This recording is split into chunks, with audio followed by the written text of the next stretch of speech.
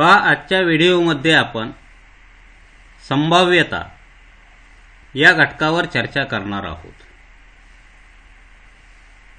प्रामुख्यानं संभाव्यतामधील यादृच्छिक प्रयोग, निष्पत्ती आणि समसंभाव्य निष्पत्ती या 3 घटकावर आज आपण चर्चा करू। या 3 घटकावर चर्चा करण्यापूर्वी आपण संभाव्यता ही संकल्पना काय आहे हे पाहणार आहोत। आपण दैनंदिन व्यवहारामध्ये वेगवेगळ्या शब्दांचा वापर करतो, शब्दप्रयोग करतो। यामध्ये संभवता, बहुतेक, अशक्य, शक्यतो, जवळपास, 50-50 किंवा संधी, शक्यतोवर अशा पद्धतीचे वेगवेगळे शब्दप्रयोग आपण करत असतो। किंवा भविष्य काळामधील शक्यता वर्तविण्यासाठी आपण काही विधाने करतो। यामध्ये आपण या ठिकाणी 2 उदाहरणांचा फक्त विचार करू। बहुतेक आजपासून पाऊस पडेल, महागाई वाढण्याचा संभव खूप आहे, भारताला क्रिकेट विश्वचषक मिळण्याची संधी आहे, मला प्रथम श्रेणी मिळण्याची शक्यता आहे। असे वेगवेगळे शब्दप्रयोग आपण दैनंदिन व्यवहारामध्ये करतो। आणि या जर विधानांचा आपण विचार केला तर या प्रत्येक वाक्यामध्ये किंवा प्रत्येक विधानामध्ये फलिताच्या अनिश्चिततेचं जे काही प्रमाण आहे हे प्रमाण वेगवेगळं असू शकतं।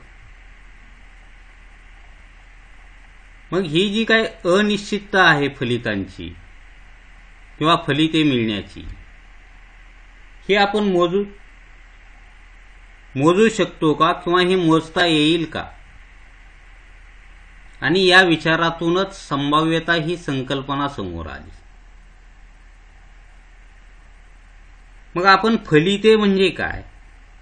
तर समजा या ठिकाणी आपण एक चित्र पहा। या चित्रामध्ये आपणाला सामना सुरू होण्यापूर्वी जी नाणेफेक केली जाते त्यावेळीचं चित्र या ठिकाणी दिसतं। जेव्हा आपण एक नाणं वर फेकतो त्यावेळी आपणाला त्याची 2 फलिते मिळतात।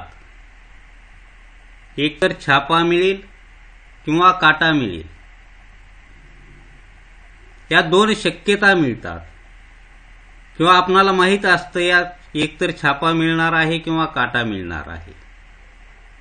आणि या ठिकाणी छापा मिळणे आणि काटा मिळणे या ज्या शक्यता आहेत यांनाच आपण फलिते असं म्हणतो। मग या फलितांचे आपणाला संख्यात्मक प्रमाण सांगता येईल का? किंवा फलितांची जी काही अनिश्चितता आहे याचं संख्यात्मक प्रमाण आपण संभाव्यता या घटकाच्या मदतीनं सांगू शकतो।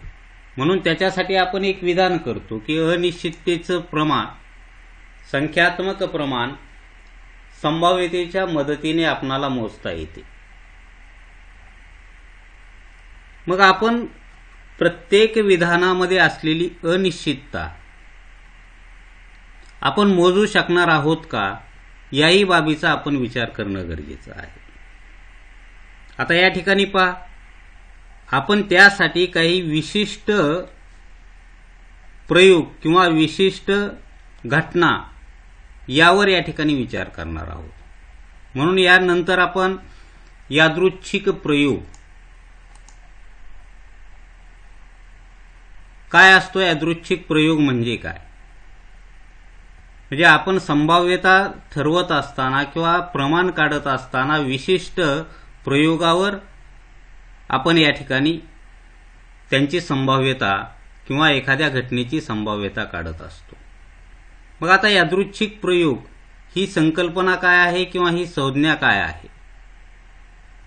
तर एखादा जेव्हा आपण प्रयोग करतो तेव्हा त्या प्रयोगातील फलिते जी असतात हे आपणाला अगोदरच माहीत असते. समजा एक नाणं फेकलं आणि एक नाणं फेकल्यानंतर एकतर छापा मिळेल किंवा काटा मिळेल.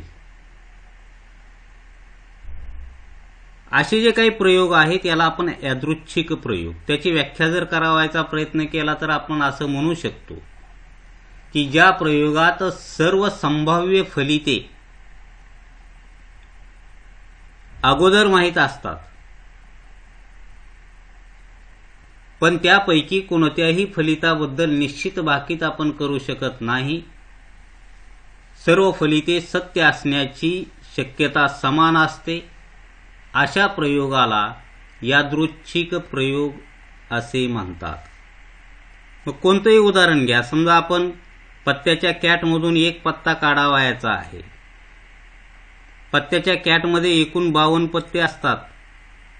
आपणाला त्याची फलितं म्हणजे काय तर 52 पैकी कोणताही एक पत्ता निघू शकतो, म्हणजे शक्यता त्या ठिकाणी 52 आहेत.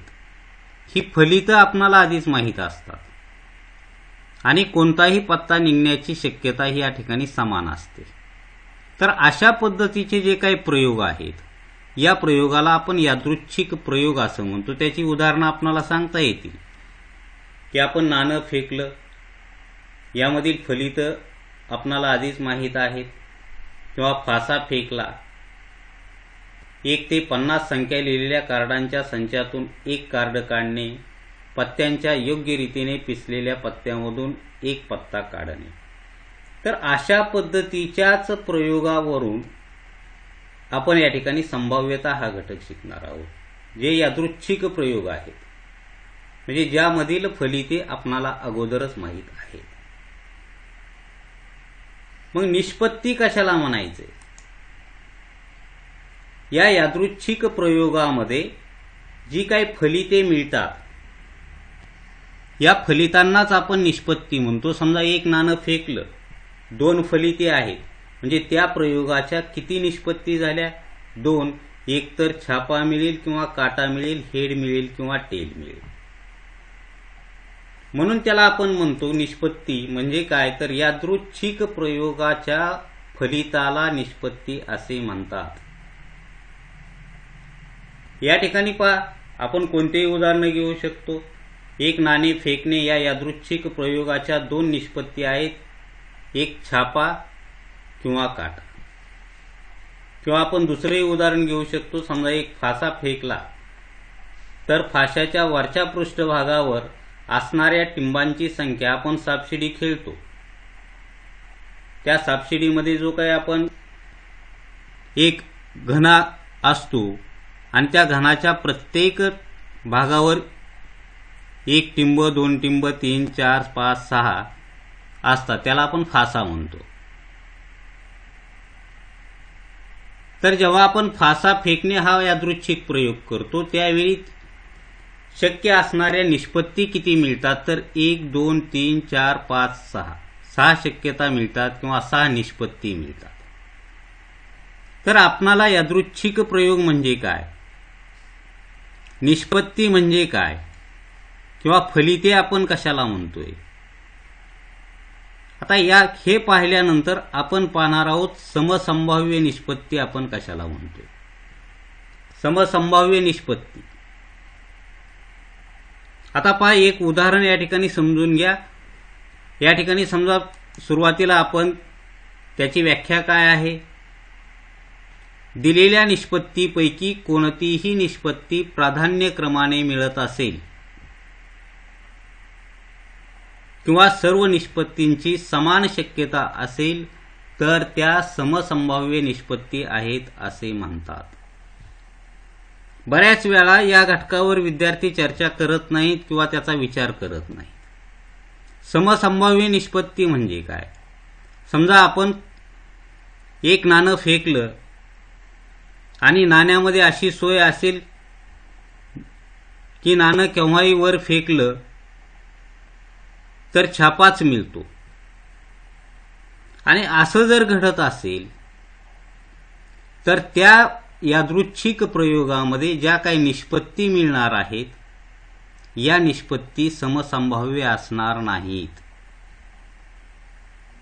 किंवा आपण एक फासा फेकला आणि त्या फाश्यावर कसाही फासा फेकला आणि त्यावर प्रत्येक वेळी वरच्या पृष्ठभागावर 6 टिंब असणाराच पृष्ठभाग येत असेल किंवा वरच्या पृष्ठावर 6च येत असेल, तर असं का घडत असेल तर फासा समतोल असणार नाही. किंवा नाण्यामध्ये वारंवार छापाच मिळत असेल तर ते नाणंही समतोल असणार नाही.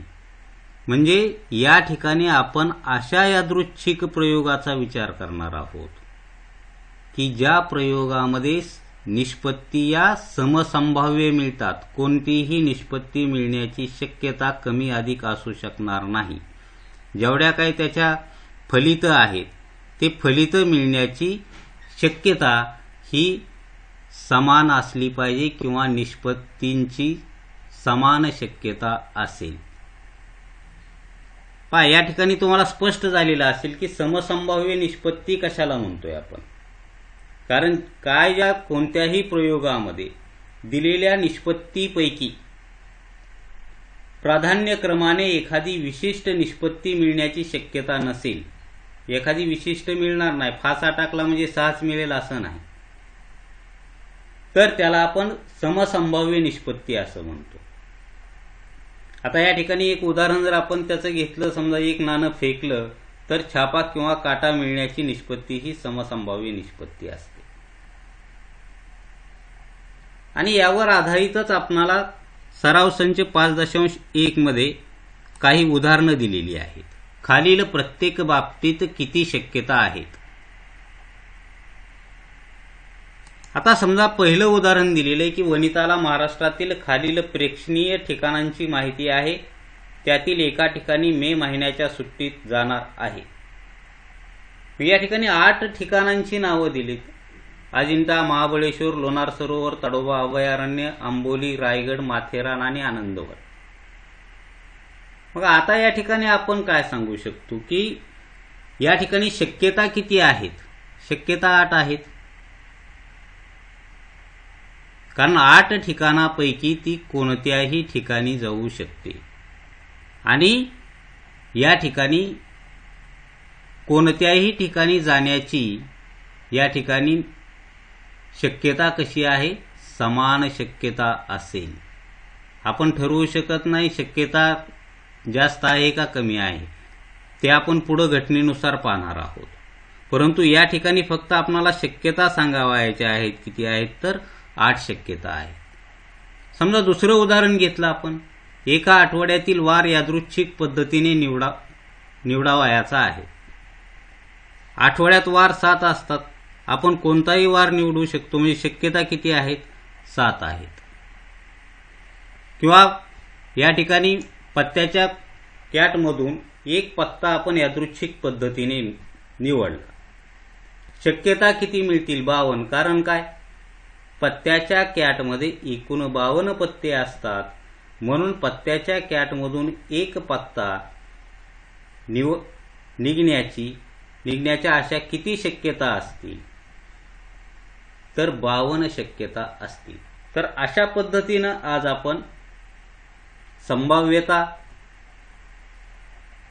ही संकल्पना काय आहे, यादृच्छिक प्रयोग, निष्पत्ती आणि समसंभाव्य निष्पत्ती या घटकावर चर्चा केलेली आहे. धन्यवाद.